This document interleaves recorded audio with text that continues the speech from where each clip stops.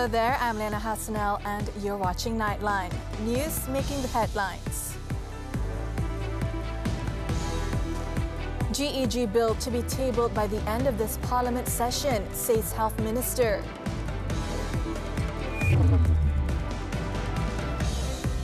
And dozens Palestinians killed in separate strikes at refugee camps.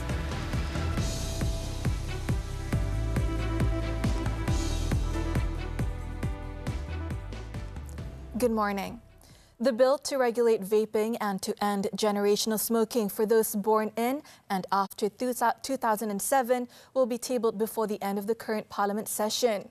Health Minister Dr. Zaliha Mustafa assured that the second reading of the proposed law, which is also dubbed the Generational Endgame or GEG bill, would be tabled before the end of the parliament session on November 30th.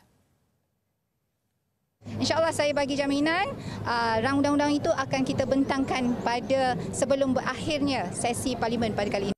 Dr. Zaliha spoke to reporters after officiating the Program Madani Afiat dan Jelajah Agenda Nasional Malaysia Sihat in Bukit Gambir, Pulau Pinang on Sunday. Dr. Zaliha was responding to a question on the Attorney General Chamber's statement on November 18th, saying that the bill can be challenged in court. Attorney General Dato' Ahmad Teriruddin Muhammad Saleh said provisions under the GEG bill contravene Article 8 of the Federal Constitution, as it creates unequal treatment before the law between a person born before January 1st, 2007 and individuals born after the date. This was in response to claims by Dr. Zaliha's predecessor, Khairi Jamaluddin, that several cabinet members had allegedly blocked the legislation. Previously, Dr. Zaliha had said the bill would be tabled for a second reading in Parliament on October 10th after receiving the nod from the Cabinet on October 4th to proceed with the proposed law. However, the second reading has since been postponed to make way for government affairs in Parliament. The current Dewan Rakyat session began on October 9th and ends November 30th. The 2024 budget is expected to be passed at the committee stage on November 27th, before the Parliament sits for another 3 days for other government affairs. Meanwhile, the Health Ministry has advised the people to take precautionary measures in view of the heightened risk of dengue fever cases during the monsoon season. Its Minister Dr. Zaliha Mustafa said there was a noticeable increase in mosquito-borne diseases across several states, including Selangor, Pulau Pinang, Perak, Pahang, Sabah and Sarawak. Jadi kita menasihatkan supaya rakyat lah ataupun penduduk mengambil prihatin tentang perkara ini dan lebih rajinlah untuk menjaga persekitaran masing-masing, dan kemudiannya jika ada gejala tolonglah pergi mendapatkan rawatan di fasiliti-fasiliti yang berhampiran. Dr. Zaliha stressed that it was important to eradicate Aedes breeding grounds, especially in areas with stagnant water, to stop the spread of the epidemic. Earlier, Health Director General Datuk Dr. Muhammad Radzi Abu Hassan said that the cumulative number of dengue fever cases reported from October 29th to November 4th had increased by 96.9% to 100,936 cases, compared with 51,262 cases reported for the same period last year.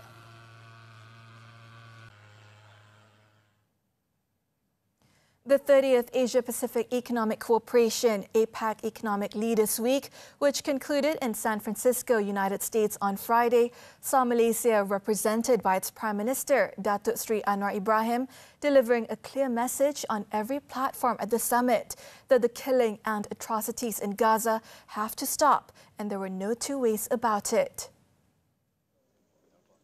Anwar, who is in San Francisco for the APAC Economic Leaders meeting, also participated in the APAC CEO Summit and delivered a public lecture entitled Superpower Rivalry and Rising Tensions in the Asia-Pacific, The View from Southeast Asia, at the University of California, Berkeley. Malaysia, he said, unequivocally condemned the bombing of civilians, homes and hospitals and the consequential atrocities against innocent lives of children, women and men being carried out day and night in Gaza with impunity. This has led to the death toll in the ongoing crisis since October 7th to surge to 12,000. Malaysia views this as a humanitarian crisis precipitated by brutal and indiscriminate war, ultimately, this is not about which God we pray to. After all, the more than 11,000 victims in Gaza comprise Muslims and Christians, as well as nationalities of various countries. Besides Malaysia, Brunei and Indonesia were the other two member economies out of the 21 member economies that spoke on the conflict in the Middle East at the summit. The three nations, in a landmark move, also decided to issue a separate statement at the end of 2023 APAC Leaders Week, calling for a ceasefire in Gaza after APAC economies failed to reach a consensus on the matter. Meanwhile, on the topic of trade and investment, Anwar, who is also the finance minister, opined that APAC should remain a platform where all nations come together to develop strategies that stimulate economic progress while maintaining the highest standards of cooperation and respect. He said that APAC member nations, especially those classified as emerging economies like Malaysia, have experienced significant benefits from this collaboration in both trade and investment. During a question and answer session at the APAC CEO Summit entitled The Global Economy and State of the World, Anwar added that there is no denying that the continued US-China rivalry will be the structural reality of world affairs, but emerging economies should not be pushed to take sides. For Putrajaya, he said the United States has been a traditional ally and a major investor in Malaysia, but there has been a shift with increased trade and investment from China. Hence, Malaysia still sees value in engaging both Washington and Beijing. It was reported that Malaysia has secured a total of 63.02 billion ringgit in proposed investments in the US, mainly from technology giants. Of the total, 8.33 billion ringgit comes from the Trade and Investment Mission to the US, organized before the start of APAC 2023, while the remainder from the various one-on-one meetings held by the Prime Minister on the sidelines of the Trade Summit. China has committed to increase palm oil imports from Malaysia to 3.4 million tonnes next year, compared with the estimated 3.14 million tonnes so far. Deputy Prime Minister Datuk Sri Fadilah Yusof said his official visit to China ended successfully, with the country committing to closer cooperation, especially in the fields of agriculture and palm oil commodities.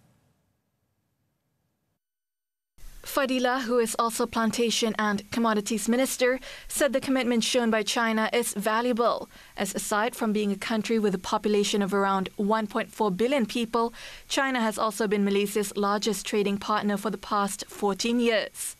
In 2022, the value of Malaysia's agri-commodity exports to China contributed 12.8% of Malaysia's total agricultural commodity exports in the international market, with a value of 26.46 billion ringgit, an increase of 11% compared with 2021. The value of palm oil-based products exports to China in 2022 was 16.41 billion ringgit, while the value of Malaysia's palm oil exports to China in the same year was 8.44 billion ringgit. Fadilah began his visit to the Great Wall country on November 12th, starting with a 3-day visit to Shanghai, followed by 4 days in Beijing. The visit is also in conjunction with the 10th anniversary of the Comprehensive Strategic Partnership between Malaysia and China, and next year both countries will celebrate the 50th anniversary of diplomatic relations. Kita ada banyak penjenayah tapi tidak ada penjenayah yang daring yang sanggup nak bunuh ketua polis. Dari tingkap dia tembak pembalas. Otak Cina mau bunuh dia. Perkataan Cina, orang Cina, berotak maknanya tak ada kerja. Asal barang jadi duit, botak Cina akan sampai. Fail Mahkamah, Rabu 9 malam di TV3 dan stream secara HD ditonton. Men who are victims of sexual harassment and assault should be brave and come forward to report the matter to authorities. Women, Family and Community Development Minister Datuk Sri Nancy Shukri, in emphasising this issue, said many men were victims of sexual harassment but often feel ashamed or fearful of reporting it. Nancy revealed that while many male victims had sought counselling at the Yayasan Kebajikan Negara's One-Stop Social Support Centres, PSSS, they often refrained from reporting it to the authorities.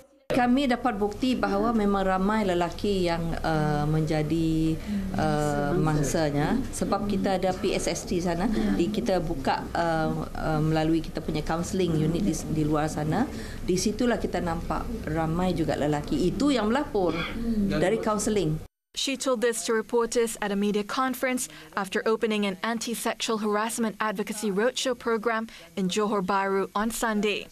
Nancy added that sexual harassment against men is nearly as prevalent as against women. Therefore, the ministry wants to encourage them, especially students or children, to come forward. She also hoped that the Anti-Sexual Harassment Tribunal would start operating before year-end. In the meantime, sexual harassment victims could still make reports using existing laws.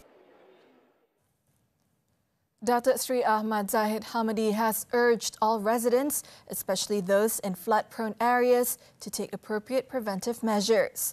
The Deputy Prime Minister said this following the severe level continuous heavy rain warning issued by the Malaysian Meteorological Department, Met Malaysia, for Terengganu and Kelantan until Monday. In a Facebook post on Sunday, Ahmad Zahid, who is also the Rural and Regional Development Minister, said that he prayed and hoped that the flood situation can be avoided and that it will not lead to loss of lives and damage to property. He also advised the residents to heed and follow the instructions issued by the authorities from time to time. Met Malaysia, in a statement on Saturday, informed that the severe level continuous heavy rain is expected to occur statewide in Terengganu, as well as at several areas in Kelantan, including Tumpat, Pasir Mas, Kota Baru, Jeli and Kuala Krai from November 18th.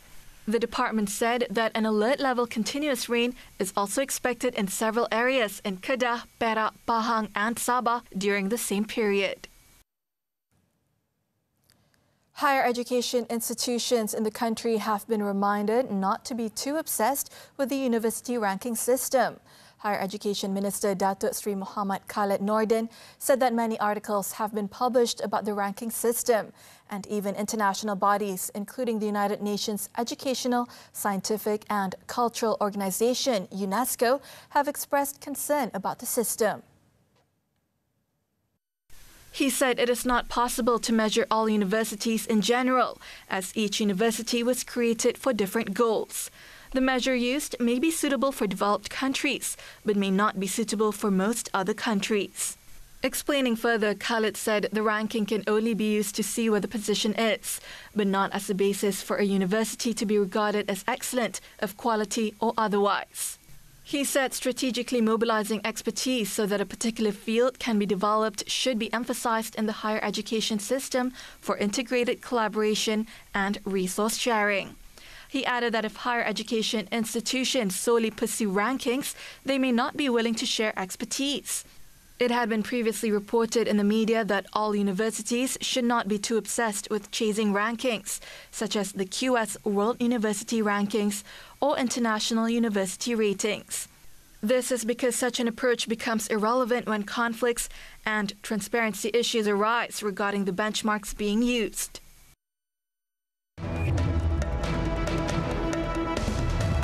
Rescuers to explore new ways to locate 40 workers in India tunnel collapse. News from the foreign front when we return.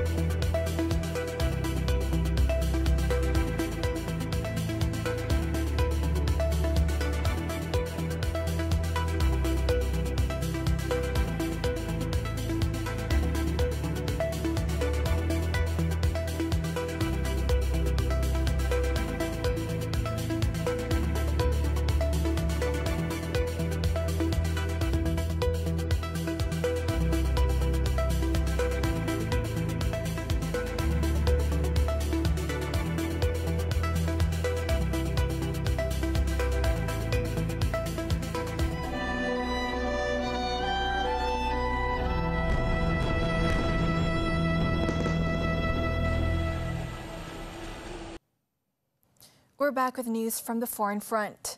Now, the Zionist regime once again continued to intensify their attacks on Gaza, causing the death toll to surge day after day.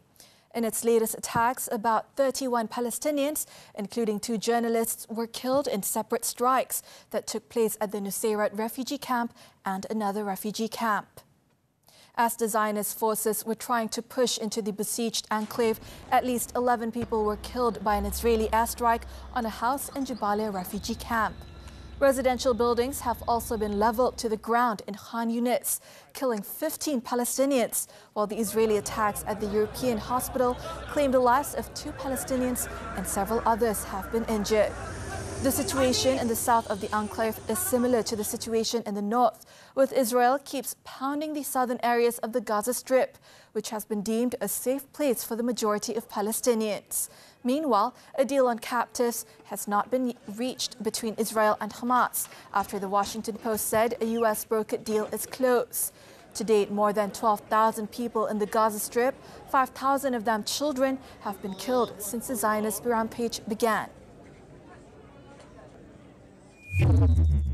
In the meantime, the World Health Organization, WHO, said on Sunday it had led an assessment mission to Al-Shifa Hospital in Gaza City and determined it was a death zone. Due to this, the agency urged for an immediate and full evacuation of the remaining patients, staff, and their families. WHO said it had headed a joint UN team, including public health experts, logistics officers, and security staff from a range of agencies on a short and very high-risk mission into the hospital on Saturday. It added that a lack of clean water, fuel, medicines, food, and other essential aid over 6 weeks had caused the largest and most advanced hospital in Gaza to basically stop functioning as a medical facility. To date, a total of 291 patients and 25 health workers remained inside the hospital, and 31 premature babies have been evacuated and to be moved to hospitals in Egypt. In other news, Palestinian President Mahmoud Abbas has called on U.S. President Joe Biden to intervene to stop the Israel's rampage on Gaza. In an address aired by Palestine TV on Saturday, Abbas urged Biden to use his international standing and significant influence on Israel. الرئيس بايدن أدعوكم بكل صفاتكم الرسمية والإنسانية بأن توقفوا هذه الكارثة الإنسانية بل هذه الإبادة الجماعية بحق أبناء شعبنا الأبرياء. Abbas also urged Biden to provide humanitarian aid to besieged Palestinians in Gaza. He strongly condemned and questioned the actions of the Zionists, dismissing claims of self-defense and instead labeling it as a genocide. In addressing the Israeli attacks, he emphasized the urgent need to halt the war, characterizing the ongoing genocide as a war crime that demands accountability and punishment.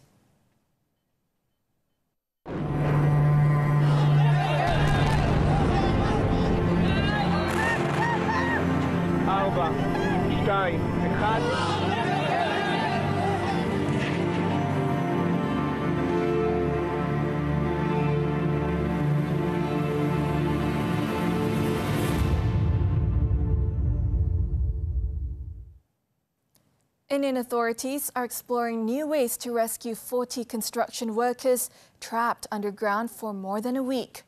State authorities have approved buying equipment and more manpower to implement options such as constructing escape tunnels from the left and right sides of the tunnel, officials said.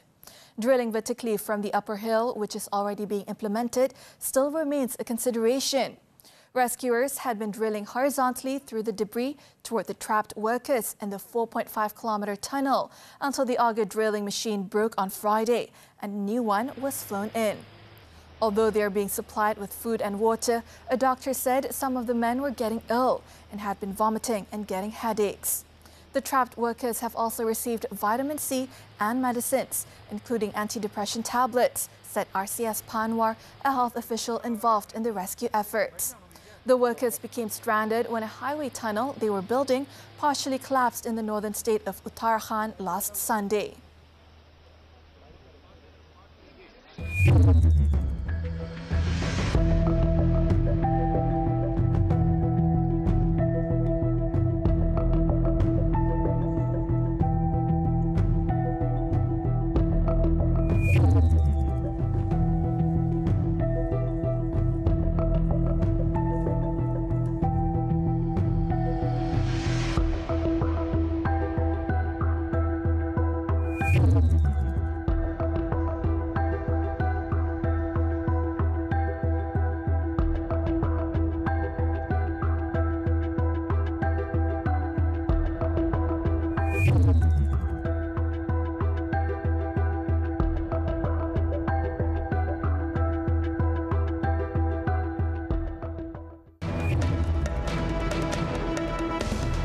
Verstappen wins yet again and claims his 18th victory of the season.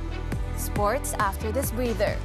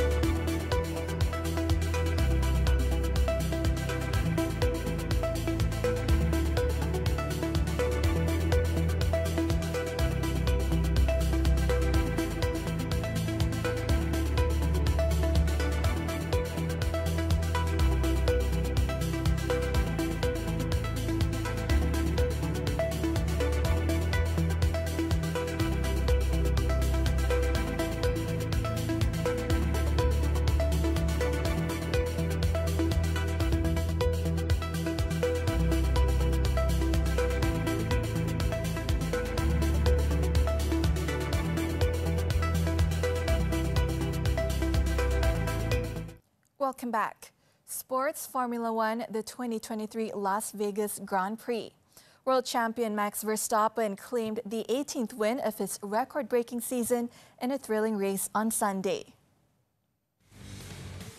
Despite a penalty and a fierce battle with Charles Leclerc, Verstappen emerged victorious by 2.070 seconds, while Leclerc claimed second by overtaking Sergio Perez on the last lap, with Esteban Ocon finishing fourth. Verstappen, starting second on the grid, grabbed the lead in the first turn of the opening lap, but was penalized 5 seconds for pushing Leclerc wide. But the pace of the man who has utterly dominated the season inevitably prevailed, and he climbed back up to pass Leclerc for the lead with 13 laps to go for his record-breaking season. Meanwhile, Carlos Sainz and 7-time world champion Lewis Hamilton were 6th and 7th after forcing their way up from 12th and 11th on the grid respectively.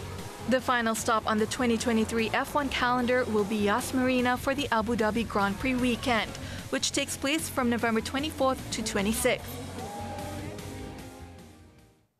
On to 2023 Qatar Grand Prix now. Jorge Martin barged past title rival Francesco Bagnaia early on in the Moto GP sprint at Losail on Saturday before he swept on to win the race.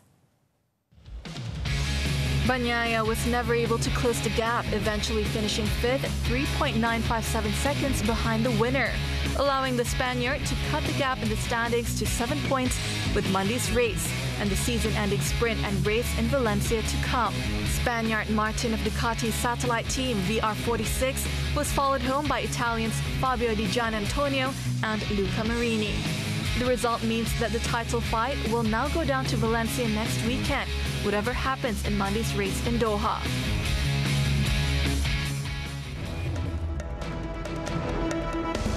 When we return, teacher arrested and to be charged for beating pupil. Don't go away.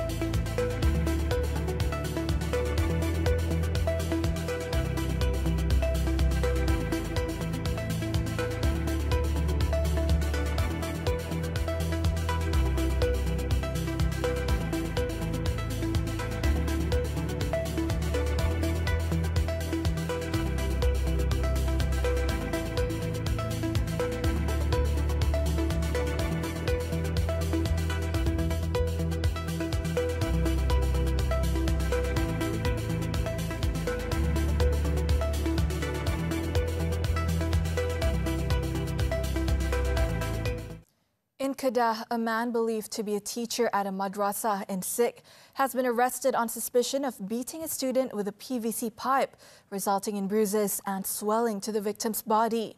The suspect is expected to be charged on Monday. Sikh Police Chief Abdul Razak Osman said the 27-year-old suspect was released on Thursday, having been bailed by a guarantor with legal representation. He said the victim's foster parents had filed a report on November 11th after the 8-year-old boy complained of pain when attempting to sit down. The complainant was shocked to see the bruises and immediately went to the Sikh police station to file a report. The suspect was apprehended the next day. A check by medical experts confirmed that the victim suffered soft tissue injuries. Razak said the case has been referred to the Kedah Deputy Public Prosecutor and the suspect will likely be charged with child abuse under Section 31(1)(a) of the Child Act.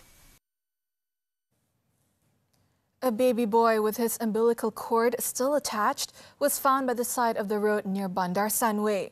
Subang Jaya District Police Chief Assistant Commissioner Wan Azlan Wan Mamat said they received a call about the discovery at about 1:25 p.m. on Sunday. Police personnel were sent to the scene to investigate and found the baby, who was still moving, wrapped in a plastic bag. The person who found the baby took him to a clinic with the police before the child was sent to the Sungai Buloh Hospital. Wan Azlan said the newborn is now being treated at the hospital's neonatal intensive care unit and is reported to be in stable condition. The case is being investigated under Section 317 of the Penal Code for intentionally abandoning a child. He urged those with information on the case to contact the Subang Jaya Police Control Centre, adding that the identity of the informant will be kept confidential.